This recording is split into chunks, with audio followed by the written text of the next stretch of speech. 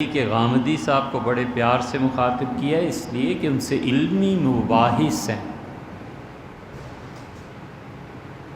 وہ علمی مخالفین کی فہرست میں کھڑے ہیں۔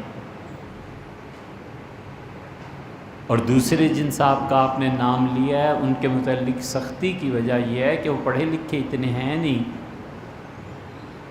پھر لیبل ان پر ایک لگا ہوا ہے کہ وہ دیوبندی مسلک کے فکر سے تعلق رکھتے ہیں، وہ ہم سب کا مسلک ہے۔ اور چونکہ وہ جم غفیر ہے اس لیے ان کو سمجھانا ہی آسان نہیں، اور پھر ان کا دعویٰ ہے کہ وہ جو کچھ کہتے ہیں وہ صحیح، حالانکہ غلط ہوتا ہے، اور وہاں حضور اقدس صلی اللہ علیہ وسلم کی غیرت کام کرتی ہے کہ حضرت یہ نہیں ہے، مت جھوٹ بولیں۔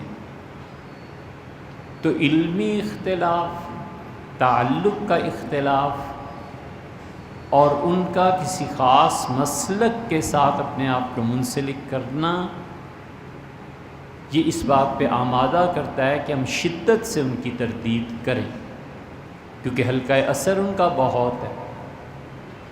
کیوں گھبرائیں ہم؟ کوئی بت تھوڑے ہی پال لیا ہے۔ اور دوسری طرف علمی مباحث ہیں جن میں ان کی گمراہی واضح ہے، تو اس لیے دونوں میں فرق، انداز تخاطب میں اپنے بڑوں کے ساتھ اور اپنے چھوٹوں کے ساتھ فرق کرنا ہی پڑتا ہے نا، اپنوں اور پرایوں میں بھی فرق کرنا پڑتا ہے۔ تو کیوں نہ آپ نے ہماری اس سختی سے بولنے کو اس محبت پہ معمول کیا کہ ایک بہرحال ایک آدمی سے تعلق ہو ہی جاتا ہے، جب وہ غلطی کرتا ہے تو زیادہ دکھ ہوتا ہے۔